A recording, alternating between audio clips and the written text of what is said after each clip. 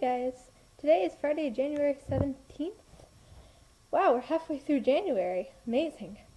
And today I am going to give you a video tour of part of my school and also talk about books and stuff. As you probably hopefully know by now, my video from Monday is working to begin with. The sound is fixed. But you guys all have access to it, so I don't know why no one thought to mess with the sound, but that's okay. It's working now, that's the point.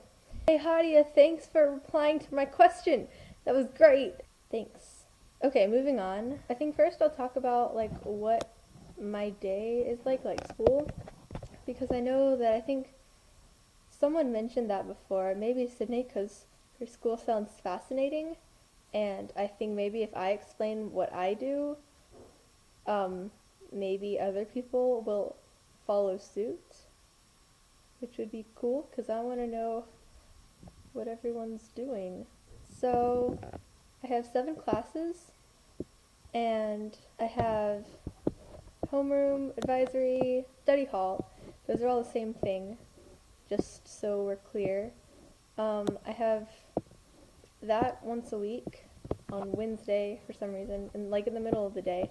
And there's 2 semesters, so it's August through December and then January through start of June.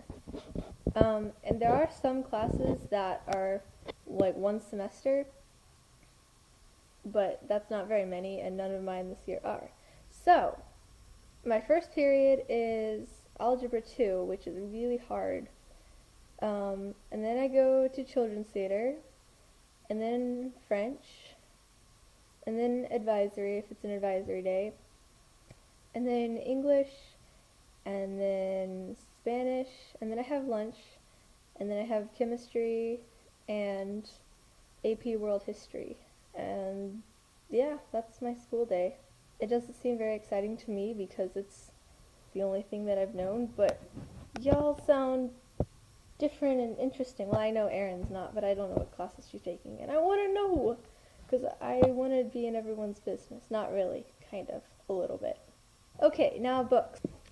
So here, Hadia, I don't know what you like to read at all, and this is just some random things that I found on my bookshelf that I was like, oh yeah, that's a good book, I forgot about that.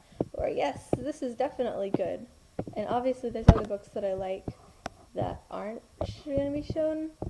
And there's a website, which I will link to below, that if there's a particular book that you like, it'll give you suggestions for what else to read based on that.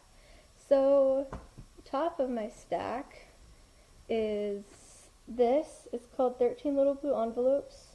It's realistic fiction, but it's very engaging, and I read it in 1 sitting, which doesn't always happen.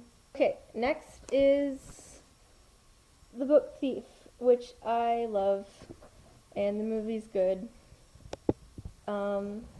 It is set in Nazi Germany, and the main character is an adolescent girl who is just trying to grow up with the world around her being what it is, and ends up interacting with all sorts of interesting people and lives through all sorts of interesting things.